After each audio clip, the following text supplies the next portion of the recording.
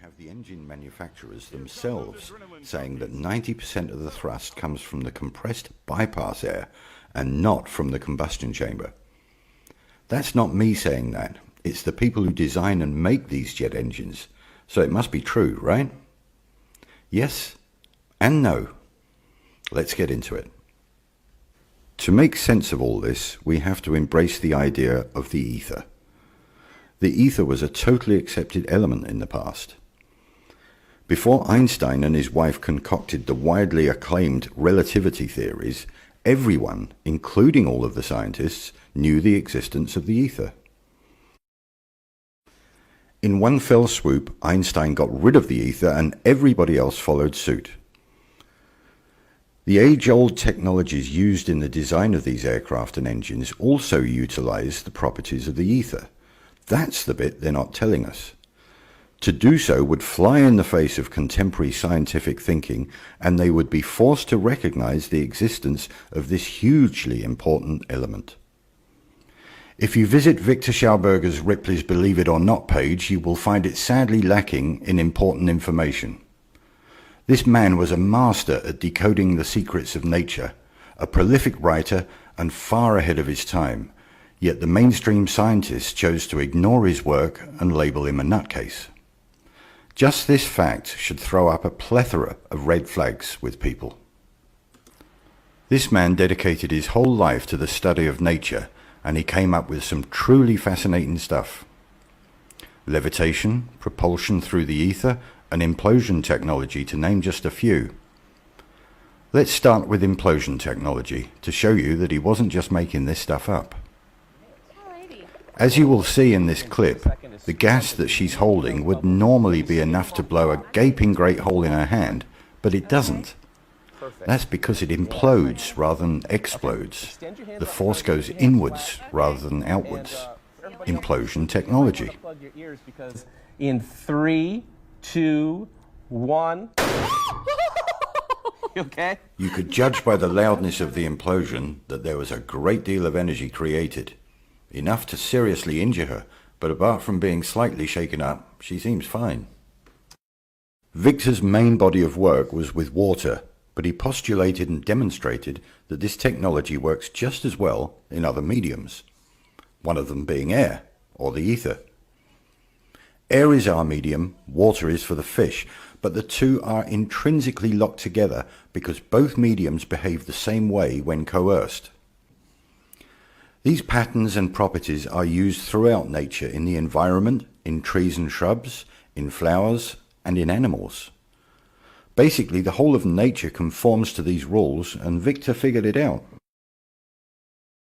As I showed earlier, Victor confirms that using the vortex idea on an aircraft, it will literally suck its way through the ether rather than thrusting against the air molecules. Schauberger's central approach here was the principle of matter transformation. The elements of the air, particulate matter and gases are converted in this repulsator. One part escapes through the ring rotator, and the radiation energy, Schauberger talks about synthesis electricity, is emitted through the central axis. The repulsion creates a biological vacuum along the axis in front of it, into which the aeroplane is sucked.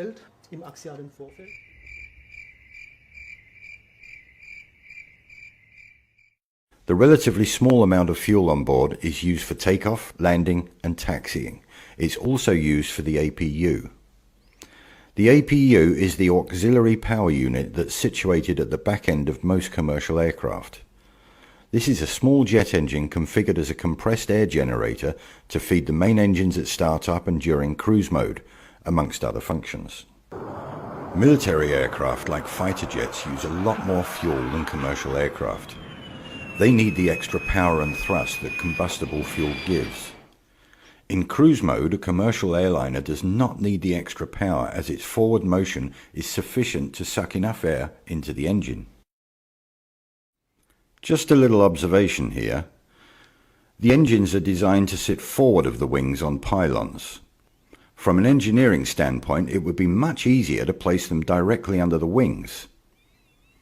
As most people think, the jet engine spews out masses of superheated exhaust gas. If this was the case, then why would they put the exhaust directly under the wing where all the supposed fuel is stored? Next time you look at an aircraft, try and find the scorch marks under the wings from all of the super hot gases. You won't find any. The small amount of hot gas being ejected from the combustion chamber is surrounded by cooler, compressed air. Don't you think that these people should be in hospital with nasty burns from the super hot gases?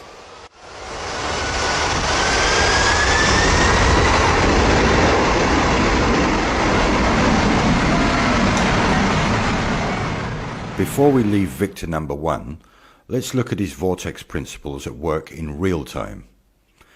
If you think his principles are just theories, then feast your eyes on this. Like the jet engine, the Garuda San Giovanni route needs a small force to start it, but then impels itself infinitely using the medium around it, in this case water.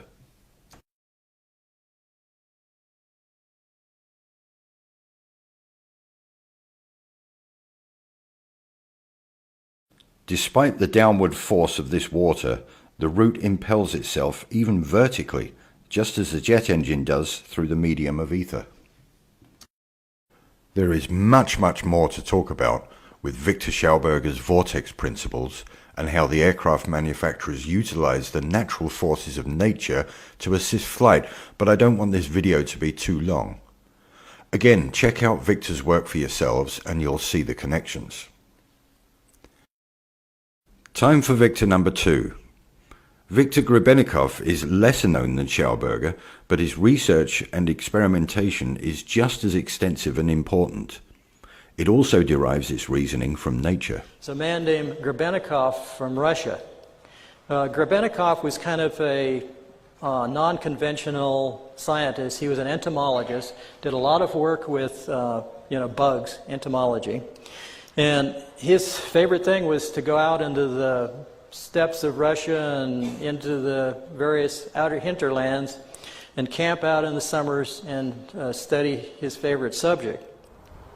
This might look like a radio-controlled bee, but it's actually a bee with a little radar transponder on it, which means that we can track this bee as it flies around the field.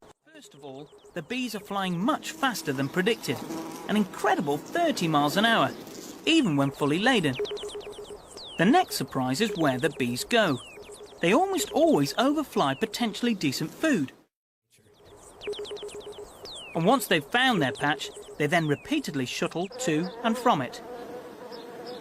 And this is the really clever bit. In spite of 30-mile-an-hour crosswinds, whether out or back, they all fly in dead straight lines. A bumblebee can't fly aerodynamically. Yeah, and he's right. And I said, well, what did bumblebees do? And they said, well, they levitate. And I said, well, how's that?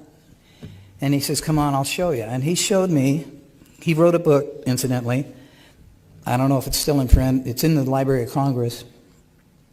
The book is called Tomorrow's Energy Need Not Be Fuel. And in that book, he gave reference to what I'm talking about, that of levitation, that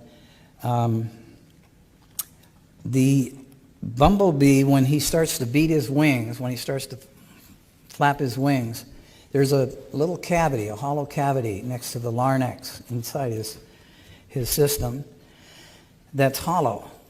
And when he beats his wings, he starts to resonate this energy, and it goes back and forth, just similar to a guitar strumming on one side of the room and hitting the same chord on the other side of the room, or somebody hitting a high C and breaking a crystal. It's the same thing, it's resonance.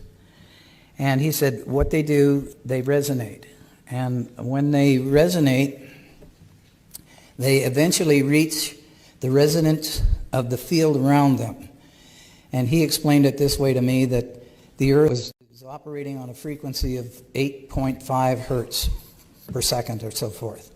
And he says, once this bumblebee hits that resonant frequency of its surroundings, it becomes a free agent. It creates a magnetic bubble around itself, and it can go anywhere it wants. And I said, well, that's not in any of the science books. He said, I know. The important point here is the bees. As you've heard, the bumblebee shouldn't really be able to fly. Those wings are way too small to lift that chubby little body off the ground. In fact, it's a bit of a conundrum also for the mainstream scientists. They can travel in perfectly straight lines for long distances without any deviation, even during a howling crosswind. Because of the resonant frequencies produced by the vibration of their wings, they create a bubble in the ether, protecting them from any outside interference. So levitation by sound waves is a real-world effect. You want more proof?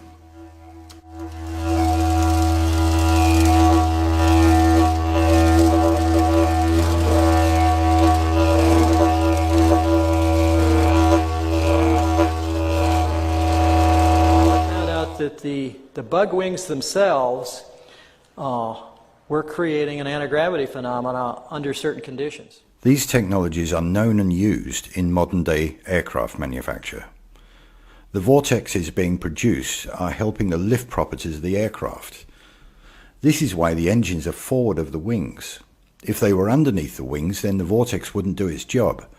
It has to flow over and not under the wing. Next time you fly, try to listen to the hum of the engines. It changes pitch when going into and out of cruise mode.